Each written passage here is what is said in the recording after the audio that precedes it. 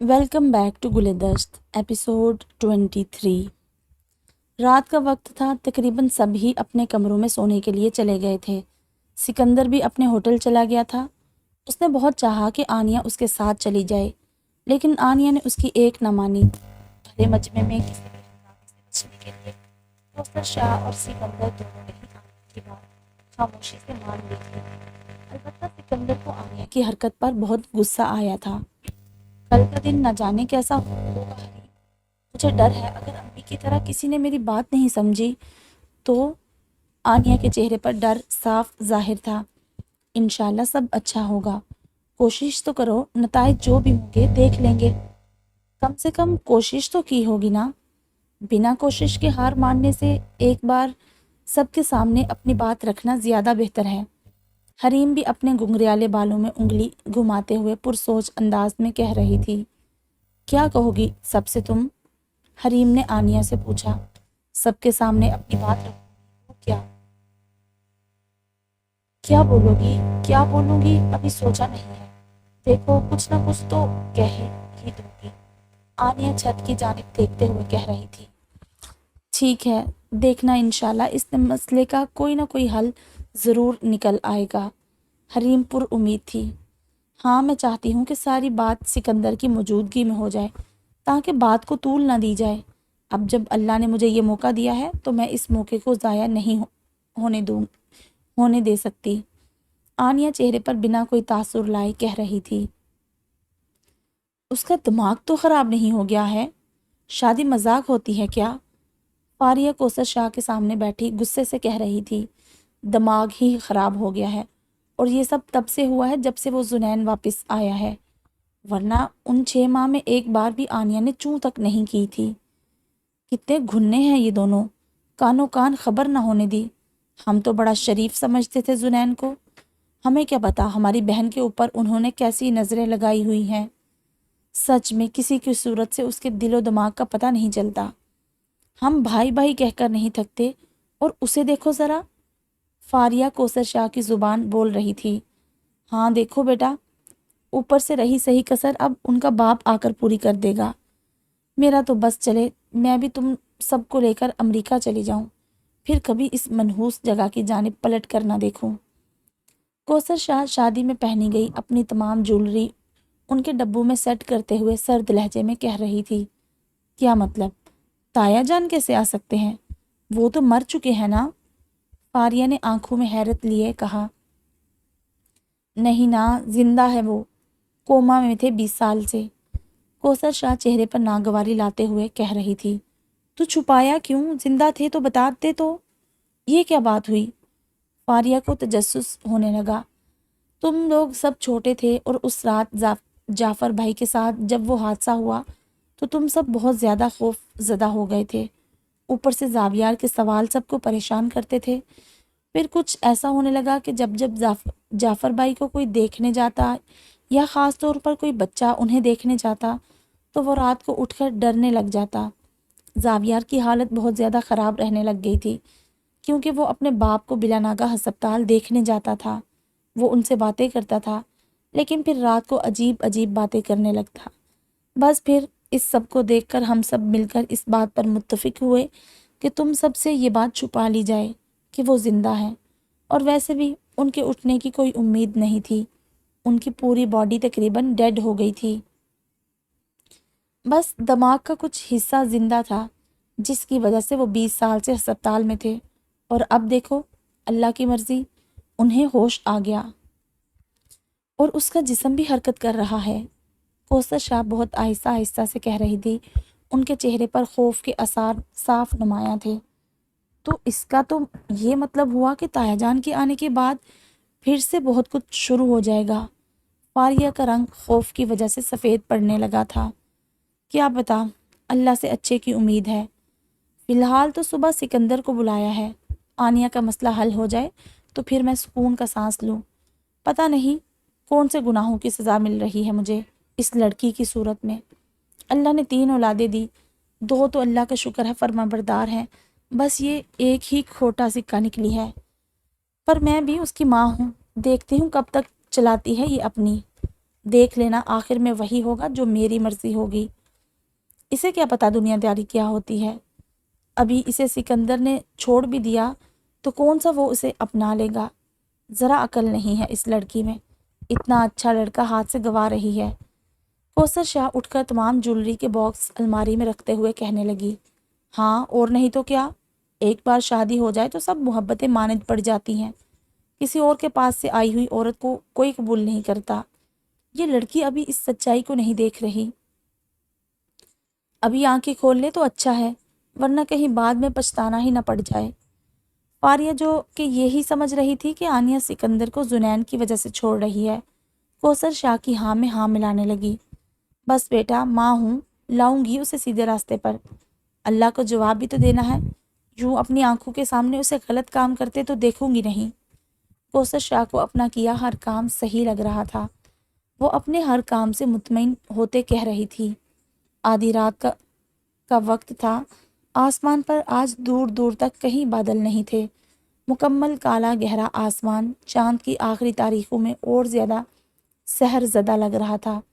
ہوا بھی آج بالکل تھم تھم کر چل رہی تھی کہ پتے بھی اس کی موجودگی کو محسوس کرنے سے آ رہی تھے۔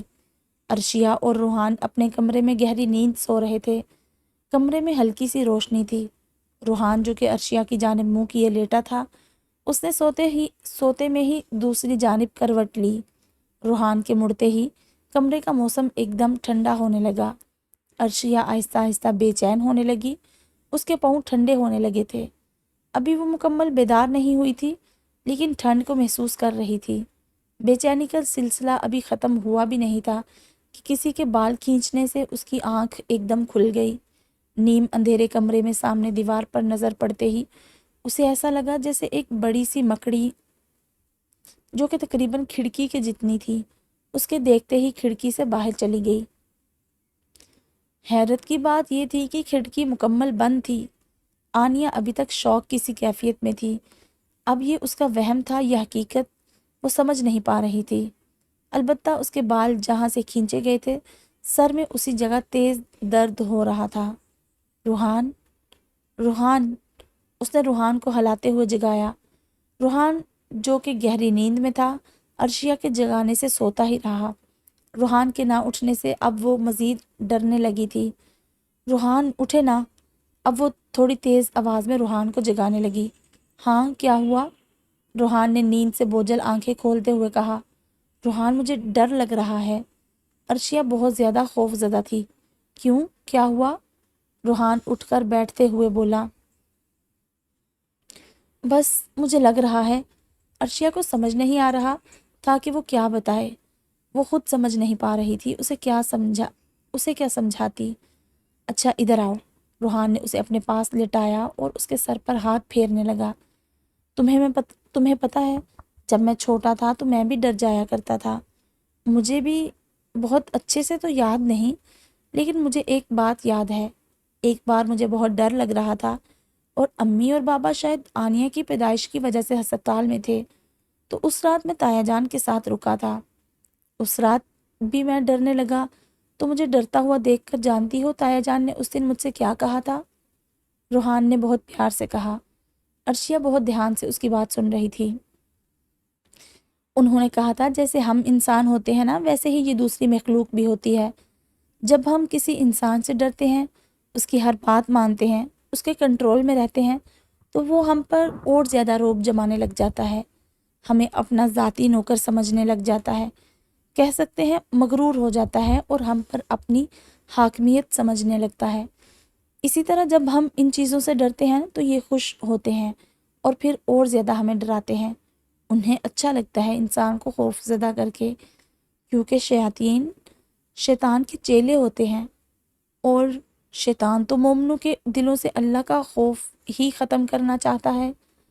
تو بس جب ڈر محسوس ہونے لگے تو سب سے پہلے استغفار پڑھو اور پھر سورۃ ناس اور سورۃ فلق پڑھ کر خود پر دم کرو اور ہر چیز کو اس طرح نظر انداز کر دو جیسے تمہیں فرق ہی نہ پڑا ہو سکتا ہے اس طرح وہ تمہیں اور ڈرا کر تمہیں کنٹرول کرنا چاہیں، لیکن ایک بات یاد رکھنا، جب تم اللہ کی حفاظت میں خود کو دے دیتے ہو نا، تو اللہ تمہیں کبھی تنہا نہیں چھوڑتا۔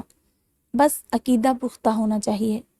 روحان ابھی بھی اس کے سر کو بہت پیار سے سہلا رہا تھا۔ آپ کی باتیں سن کر مجھے بہت سکون ملتا ہے روحان، عرشیہ پرسکون ہوتے کہہ رہی تھی۔ اور تم جانتی ہو مجھے کب سکون ملتا ہے؟ روحان نے اپنا ہاتھ روکتے ہوئے سوال کیا۔ کب؟ عرشیہ نے آنکھیں سکیڑتے ہوئے پوچھا۔ جب جب تم میرا نام لیتی ہو، روحان نے مسکرا کر کہا اور پھر سے اپنا ہاتھ اس کے سر میں پھیرنے لگا۔ زنین اپنی کھڑکی میں کھڑا تھا، اس کی نظریں مسلسل جنگل کی جانب تھی۔ نہ جانے کیوں وہ اس جانب کھینچا جا رہا تھا۔ صبح بھی وہ ایک دم ہی جنگل کی جانب چلا گیا تھا، حالانکہ ایسا اس سے پہلے کبھی نہیں ہوا تھا۔ وہ اس طرح کا جذباتی فیصلہ کرنے والا لڑکا نہیں تھا۔ شاید آنیہ کے آنسو، اس کی گال پر چھپی انگلیاں اور پھر سکندر کا آ جانا، یہ سب ایک ساتھ برداشت نہیں کر پا رہا تھا۔ یا اللہ، میں الجھ گیا ہوں۔ ایسا لگتا ہے میں کہیں اندھیرے راستے پر بھٹک گیا ہوں، کوئی راستہ نہیں، کوئی منزل نہیں۔ آپ کہتے ہیں جو لوگ صبر کرتے ہیں آپ کی مدد حاصل کرتے ہیں، آپ ان کی مدد کرتے ہیں۔ مجھے صبر کرنے کی توفیق عطا فرمائے۔ میرے پاس آپ کے سوا کوئی سہارا نہیں ہے۔ میں دل کے ہاتھوں مجبور بھی نہیں ہونا چاہتا اور یوں اسے تڑپتے ہوئے بھی نہیں دیکھ سکتا۔ ڈرتا ہوں اگر اس کے لیے میں نے آواز اٹھائی تو کہیں وہ اور مشکل میں نہ پڑ جائے۔ اسے کم سے کم اپنی ذات سے کوئی تکلیف نہیں پہنچانا چاہتا ہوں۔ یا اللہ پاک، میں تجھ سے اس لڑکی کے لیے سکون مانگتا ہوں۔ اس کے اپنوں کے دل میں اس کے لیے نرمی ڈال دیجیے۔ وہ اس برتاؤ کی حقدار نہیں ہے۔ وہ تو بہت نازک ہے، اپنے فرما بردار ہونے کی قیمت چکا رہی ہے۔ کیا محبت کرنا اور ماں باپ کا فرما بردار ہونا ایک بڑا جرم تھا؟ کہ اتنا بڑا جرم تھا کہ اسے ساری زندگی دکھی رہنے کی سزا مل گئی؟ یا اللہ پاک، اس کے ہر غم کو خوشی میں بدل دیجیے۔ میرے اندھیر راستوں کا سورج اس کی خوشیاں ہیں، چاہے وہ میرے ساتھ ہوں یا کسی دوسرے کے ساتھ، بس وہ خوش ہو۔ شاید اسے کسی اور کے ساتھ خوش دیکھ کر میرا دل جلے، مجھے تکلیف ہو، شاید نہیں، ضرور مجھے درد ہوگا، لیکن کم سے کم وہ خوش تو ہوگی۔ میں تو ابھی بھی درد میں ہی ہوں۔ یا اللہ، کیا وہ میری نہیں ہو سکتی؟ کیا وہ مجھے نہیں مل سکتی؟ آپ کے لیے تو سب کچھ آسان ہے، آپ چاہیں تو ہر ناممکن چیز ممکن ہو سکتی ہے۔ اسے اس درد سے رہائی دلا دیں اور میری بھی اس تکلیف کو ختم کر دیں۔ وہ جو ابھی تک ایک بار بھی نہیں رویا تھا، اپنے رب سے کلام کرتے ہوئے مسلسل اشک بہا رہا تھا۔ شاید آج وہ بہت دکھی تھا، تبھی جو کسی سے نہیں کہا تھا وہ آج بھی زبان پر تھا۔ وہ اسے مانگ رہا تھا جس کا ملنا مشکل تھا، پر جس سے مانگ رہا تھا اس کے لیے بس اتنی سی بات تھی کہ وہ کہتا کن اور سب کچھ آسان ہو جاتا۔ ان دونوں کی محبت دل کے کسی کونے میں چھپی بیٹھی اس ذات کے کن کا انتظار کر رہی تھی۔ اگلی صبح سب لوگ ہی ناشتے کے لیے میز پر موجود تھے۔ آنیہ بھی خاموشی سے بیٹھی اپنا ناشتہ کر رہی تھی۔ حریم جو کہ یونیورسٹی کے لیے تیار بیٹھی تھی، جلدی جلدی ناشتہ کر رہی تھی۔ زنین کے سر میں درد تھا، لیکن وہ زاویار کے کہنے سے آ کر بیٹھ گیا تھا۔ ہلکا پھلکا ناشتہ کرتے وہ بالکل سیریس سا بیٹھا ہوا تھا۔ روحان کو ٹیبل کی جانب آتا دیکھ کوثر شاہ ایک دم سنجیدہ ہو گئی۔ عرشیہ کہاں ہے بیٹا؟ انہوں نے بنا تاثر دیے کہا۔ امی وہ سو رہی ہے، رات کو طبیعت کچھ ٹھیک نہیں تھی تو دیر سے سوئی تھی، اس لیے میں نے سونے دیا۔ روحان بالکل نارمل انداز میں بولا۔ یہ تو عام سی بات تھی، جس کسی کی بھی طبیعت اگر رات میں ٹھیک نہ ہوتی تو وہ دیر سے ہی اٹھتا تھا، بلکہ خاص طور پر اس کی نیند پوری ہونے کا سب خیال رکھتے تھے۔ یہ کیا بات ہوئی؟ شوہر ناشتے کے لیے آ گیا ہے اور وہ سو رہی ہے، جاؤ اسے جگاؤ۔ یہ کوئی بات تھوڑی ہے، کوثر شاہ سنجیدگی سے کہہ رہی تھی۔ امی سونے دینا، اٹھ جائے گی خود، روحان ناشتہ اپنی پلیٹ میں لیتے ہوئے بولا۔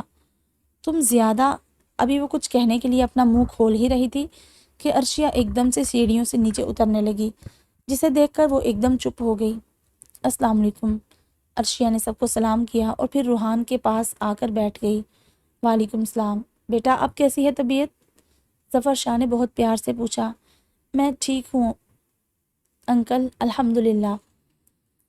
عرشیہ نے روحان کی جانب ناسمجھی سے دیکھتے ہوئے کہا، کیونکہ وہ تو بالکل ٹھیک تھی۔ ہاں وہ ڈر گئی تھی لیکن بیمار تو نہیں تھی۔ روحان نے اسے فی الحال سب کچھ نظر انداز کر کے ناشتہ کرنے کا کہا اور خود بھی ناشتہ کرنے لگا، جبکہ فاریہ اور کوثر ایک دوسرے کی جانب معنی خیز نظروں سے دیکھنے لگی۔ پریشے کی آواز سن کر سب ہی ایک دم اس کی جانب متوجہ ہوئے۔ دراصل چائے کی کیتلی سے کپ میں چائے ڈالتے ہوئے اس پر کپ لڑک گیا تھا اور تقریباً ہی ساری ہی چائے اس کے پیر پر گر گئی تھی۔ زاویار کے سفید کرتے پر بھی چائے گری تھی لیکن وہ جلنے سے بچ گیا تھا۔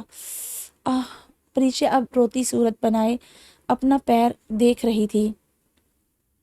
یا اللہ خیر، جلدی جا کر پاؤں دھو لو۔ کوثر شاہ ایک دم جھنجھلا کر بولی۔ ایک بہو تھی جو کہ جب سے شادی ہو کر آئی تھی بیمار ہی تھی، اور دوسری جو کہ خود کو پھوہڑ پن سے جلا بیٹھی تھی۔ اب انہیں کون بتائے کہ نہ تو کوئی خود سے بیمار ہونا چاہتا ہے نہ ہی خود کو جلانا چاہتا ہے۔ جو ہونا ہوتا ہے وہ تو ہو کر ہی رہتا ہے، لیکن نہ جانے کیوں ہمارا معاشرہ بہوؤں کے نام پر سخت دل ہو جاتا ہے۔ جی، زاویار یہ کہتے ہوئے پریشے کا ہاتھ نرمی سے تھامتے ہوئے کمرے کی جانب لے گیا تھا۔ باقی سب بھی پریشے کے لیے فکر مند تھے، لیکن چونکہ جانتے تھے کہ زاویار اس کا اچھے سے خیال رکھ لے گا تبھی اس کے پیچھے نہیں گئے۔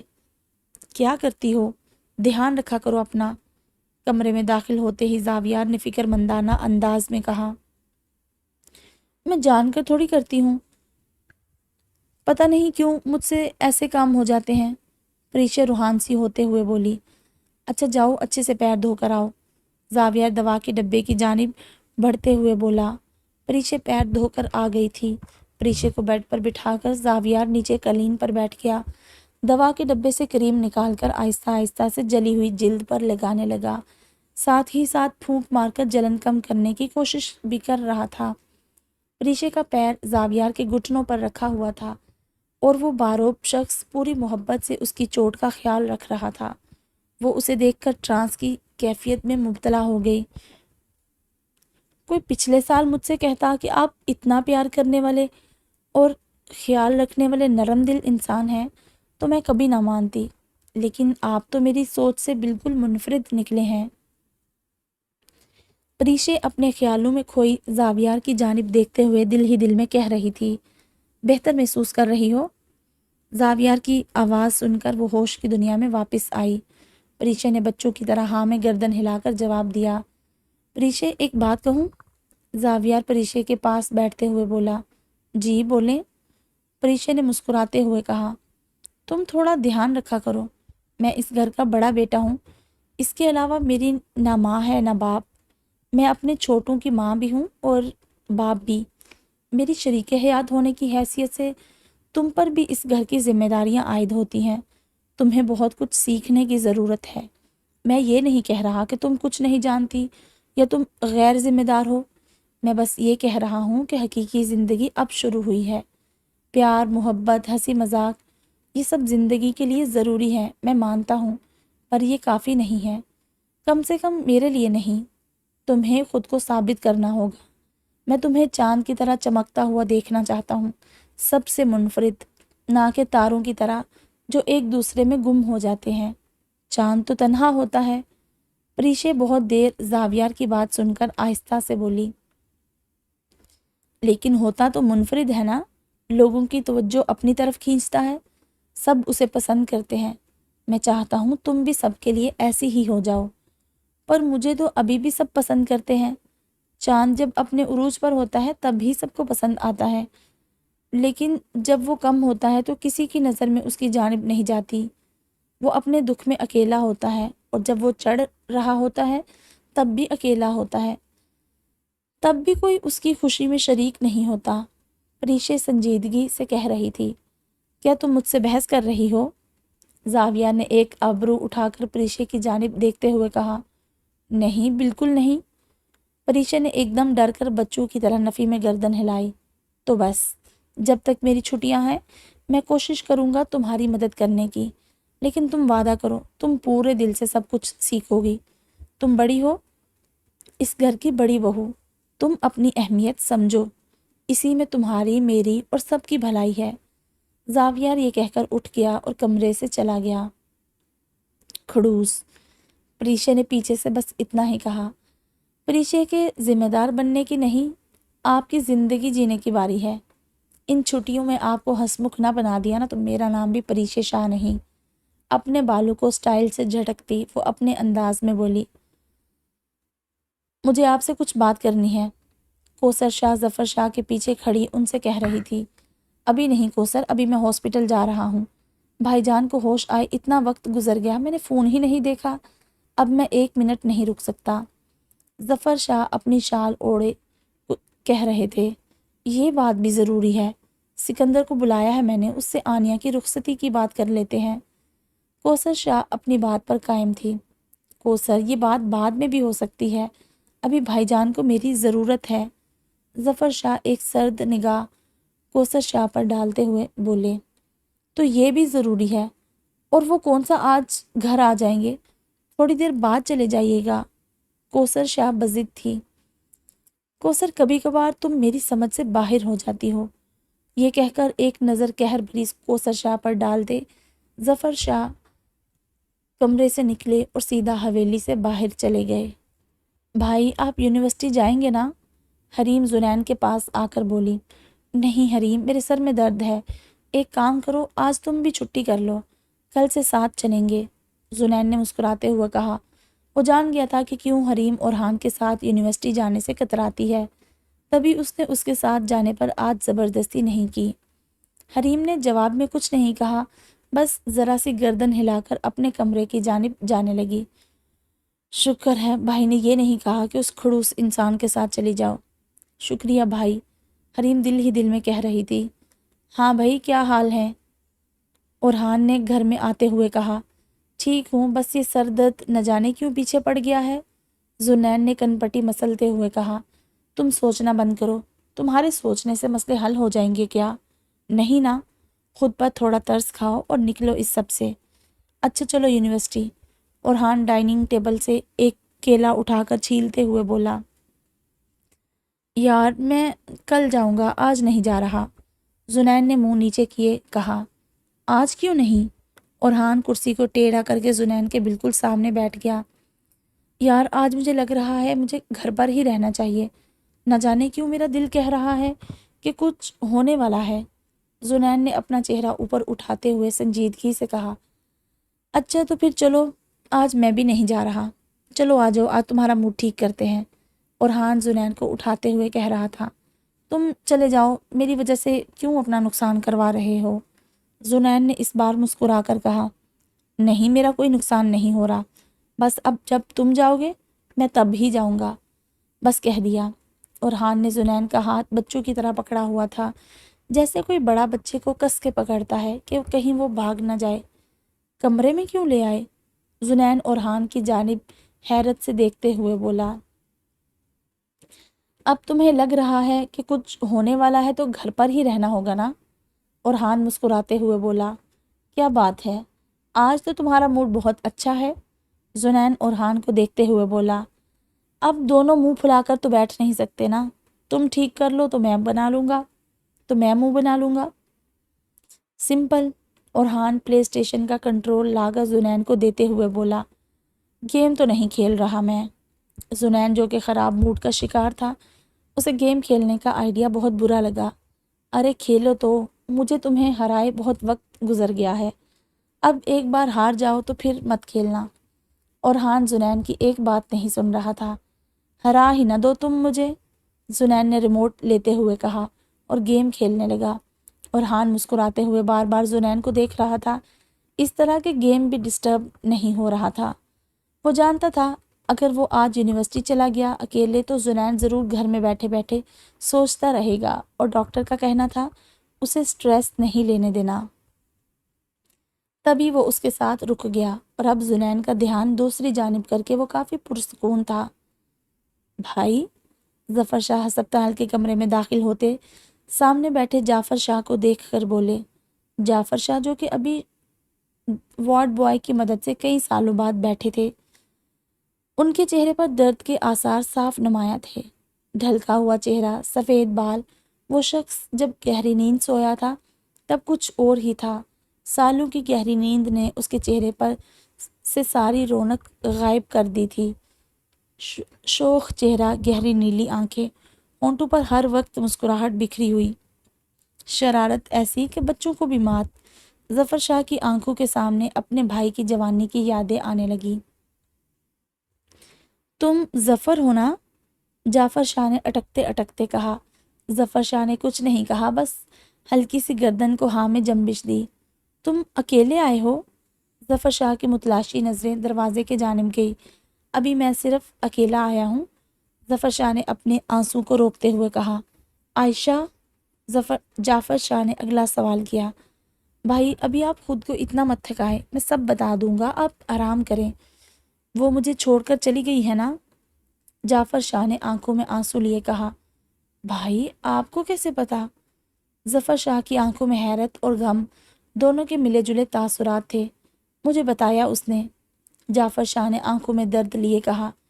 بھائی آپ ابھی یہ سب رہنے دیں، ڈاکٹر کا کہنا ہے آپ کو کل تک گھر لے جا سکتے ہیں، آپ ابھی آرام کریں، میں ڈاکٹر کے پاس سے ہو کر آتا ہوں۔ ظفر شاہ اپنے آنسو اور ڈر دونوں کو چھپاتے کمرے سے باہر چلے گئے۔ کمرے سے باہر نکلتے ہی انہوں نے جیب سے فون نکالا اور اویس شاہ کو فون ملایا۔ جی ظفر بھائی، اویس شاہ نے کال اٹھا کر کہا۔ اویس، بھائی جان کو ہوش آ گیا ہے، تم ہاسپٹل آ سکتے ہو؟ ظفر شاہ نے بات کو بنا گھمائے سیدھی بات کی۔ کیا مطلب؟ کیا سچ میں؟ یہ تو خوشی کی بات ہے، آپ اتنا پریشان کیوں ہو رہے ہیں؟ کیا بچوں کو بتایا؟ اویس شاہ نے سوال کیا۔ نہیں، یہی تو پریشانی کی وجہ ہے، ڈاکٹر کا کہنا ہے کل بھائی کو گھر لے جا سکتے ہیں، تو مجھے ابھی ہی گھر جا کر سب کچھ بتانا ہوگا، اس سے پہلے کہ دیر ہو جائے۔ میں چاہتا ہوں میں انہیں اچھے سے تمام بات بتاؤں۔ اب وقت آ گیا ہے کہ وہ تینوں کم سے کم سب کچھ جان جائیں۔ ظفر شاہ نے فون کان پر لگائے کہا۔ پھر بھائی ایک کو نہیں سب کو بتا دیتے ہیں، کیونکہ جعفر بھائی کے آنے کے بعد سب کی زبان پر ایک ہی سوال ہوگا۔ اویس شاہ نے کچھ سوچتے ہوئے کہا۔ چلو تم یہاں آؤ، تم سے کچھ بات بھی کرنی ہے، دیکھتے ہیں پھر، ظفر شاہ نے کہہ کر فون بند کر دیا، جبکہ اویس شاہ جو کہ فرحان شاہ کے عین سامنے بیٹھے تھے، فون بند کرتے ہی ان کی جانب خوشی خوشی بڑھتے ہوئے ابھی اپنا منہ کھول ہی رہے تھے کہ فرحان شاہ کی بات سن کر وہیں رک گئے۔ آ گیا اسے ہوش؟ مجھے یقین تھا کہ وہ اٹھے گا، بولا تھا تم سب کو میں نے کہ بچوں سے مت چھپاؤ، اب جوان لڑکوں اور لڑکیوں کو کس منہ سے بتاؤ گے؟ فرحان شاہ یہ کہہ کر وہاں سے غصے سے اٹھ کر چلے گئے۔ روحان بیٹا، عرشیہ کہاں ہے؟ کوثر شاہ نے گھر سے باہر جاتے ہوئے روحان کو روک کر پوچھا۔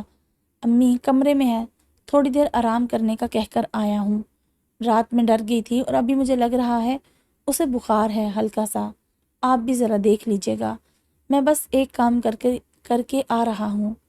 روحان یہ کہہ کر گھر سے باہر چلا گیا۔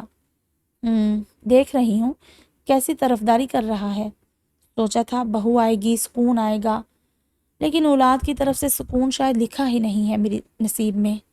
کوثر شاہ فاریہ کے سامنے نا امیدی بھرے کلمات ادا کر کے خود کو مظلوم ثابت کرنے لگی۔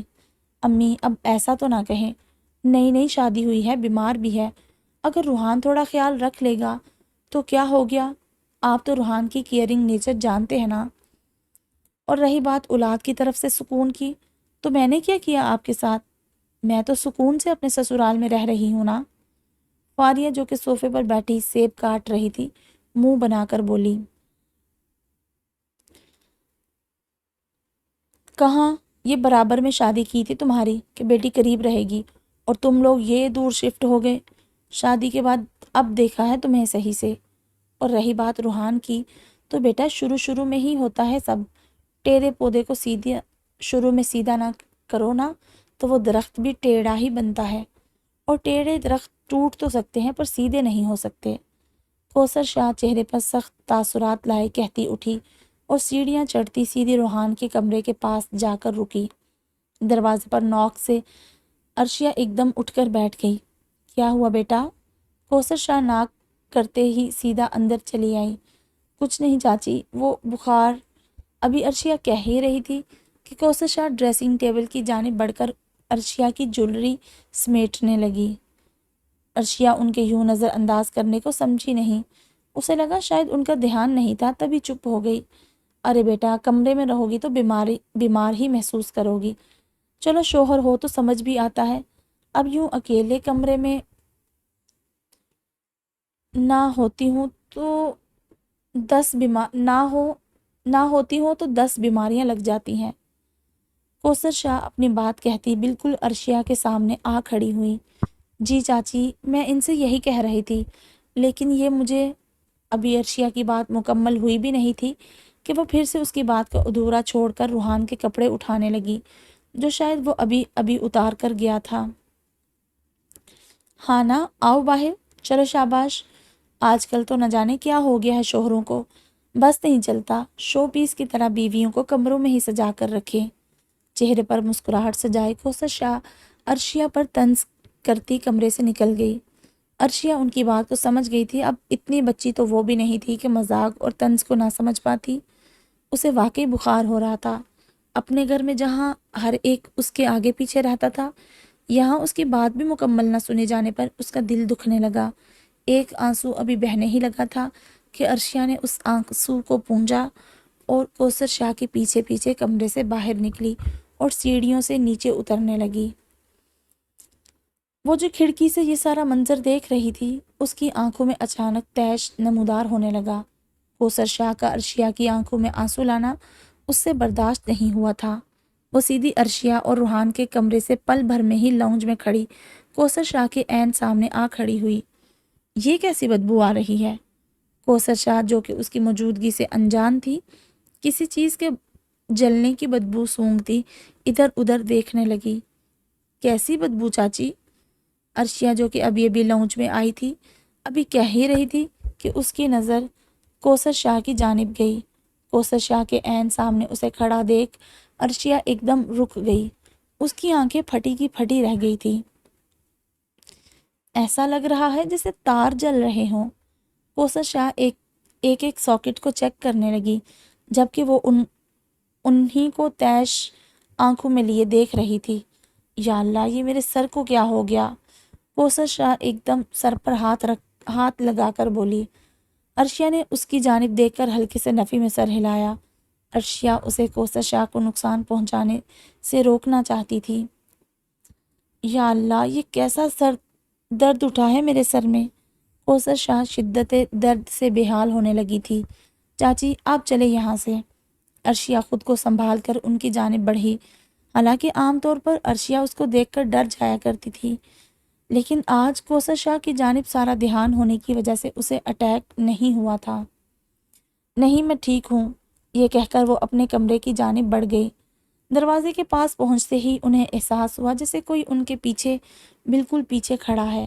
پیٹھ کی جانب رونگٹے کھڑے ہو جانے سے وہ ایک دم پیچھے مڑ کر دیکھنے لگی۔ عرشیہ، جو کہ اسے آہستہ آہستہ کوثر شاہ کے پیچھے جاتا دیکھ رہی تھی، اپنی زبان سے کچھ نہ کہہ سکی۔ وہ بچپن میں سب کو بتایا کرتی تھی کہ وہ اسے دیکھتی ہے، لیکن کوئی اس کی بات کا یقین نہیں کرتا تھا۔ اسے دماغ کے ڈاکٹر کو دکھانا شروع کر دیا گیا۔ تب سے وہ جب اسے دیکھتی خاموش کھڑی رہتی، کیونکہ وہ ڈاکٹر کے پاس نہیں جانا چاہتی تھی، اور اب تو اسے عادت بھی ہو گئی تھی۔ کبھی کبھی زیادہ ڈر جاتی تو دوا لے لیتی تھی۔ ہیرا یہ بات جانتی تھی، لیکن وہ بھی بیچاری کیا کرتی، اسی لیے وہ بھی اسے سمجھا دیتی۔ گھر کا ماحول خراب ہونا اور سب کا خوف زدہ ہونا ان دونوں کو ہی اچھا نہیں لگتا تھا۔ تم ایک کام کرو، اندر ہی چلی جاؤ، آرام کرو۔ کوثر شاہ، جو کہ عرشیہ کی نظریں اپنی جانب دیکھ کر خوف محسوس کرنے لگی تھی، ڈرتے ہوئے بولی۔ اب انہیں کیا معلوم کہ عرشیہ انہیں نہیں، ان کے پیچھے موجود شے کو دیکھ رہی تھی۔ آپ اکیلی مت جائیں اپنے کمرے میں، عرشیہ بمشکل لب ہلا کر بولی۔ کیوں؟ کوثر شاہ، جو کہ سر کے درد سے بے حال ہو رہی تھی، ایک دم کراہتے ہوئے بولی۔ بس ایسے ہی، عرشیہ نے خوف آنکھوں میں لیے کہا۔ مجھے مت بتاؤ مجھے کیا کرنا ہے، جاؤ جا کر آرام کر لو۔ یہ کہہ کر کوثر شاہ اپنے کمرے میں چلی گئی۔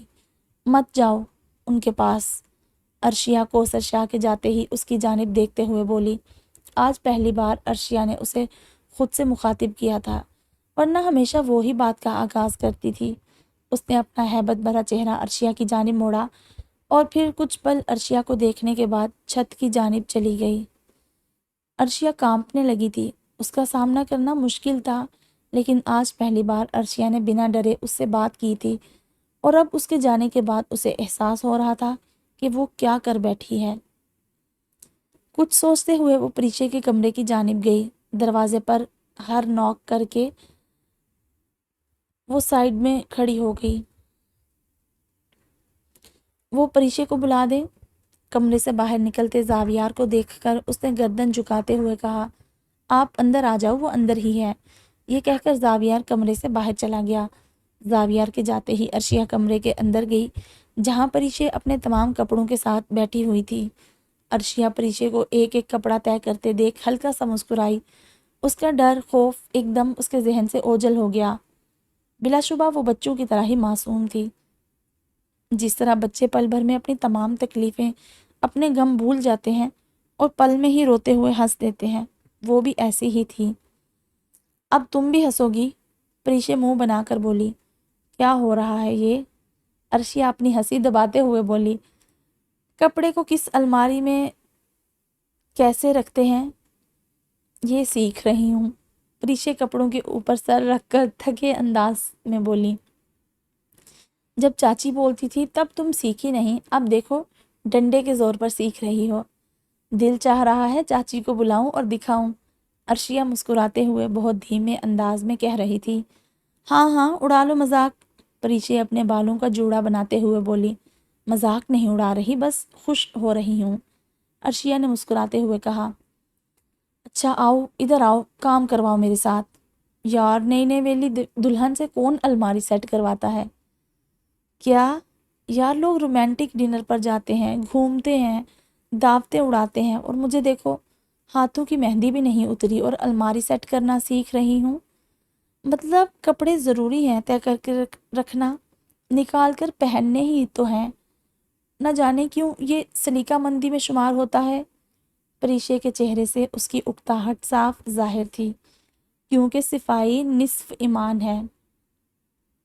زاویار جو کہ اپنا موبائل لینے کمرے میں آیا تھا، بنا ان دونوں کی جانب دیکھے آندھی کی طرح آیا اور طوفان کی طرح یہ کہتے ہوئے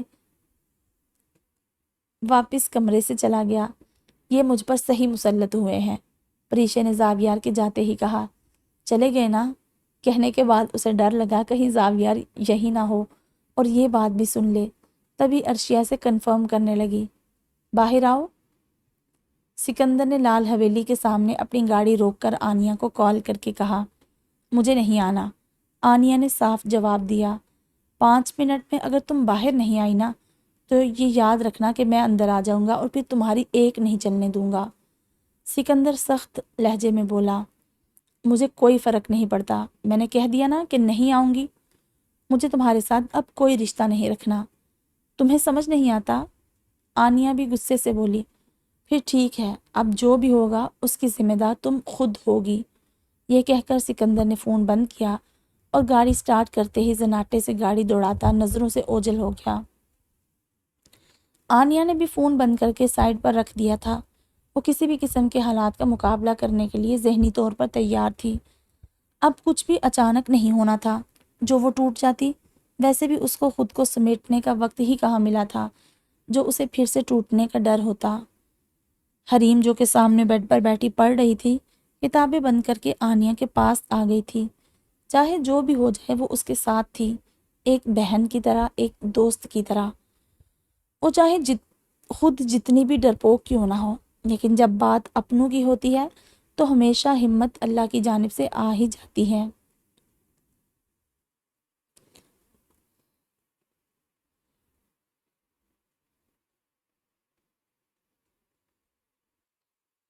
تو یہ تھی ہماری آج کی ایپیسوڈ۔ امید کرتی ہوں کہ آپ کو پسند آئی ہوگی۔ اپنی رائے کامنٹ سیکشن میں لازمی دیجیے گا اور ویڈیو کو لائک کر دیجیے گا، چینل کو سبسکرائب کر دیجیے گا، اور ہم انشاءاللہ ملتے ہیں جلد ہی نیکسٹ ایپیسوڈ کے ساتھ۔ تب تک آپ اپنا بہت سارا خیال رکھیں۔ اللہ حافظ۔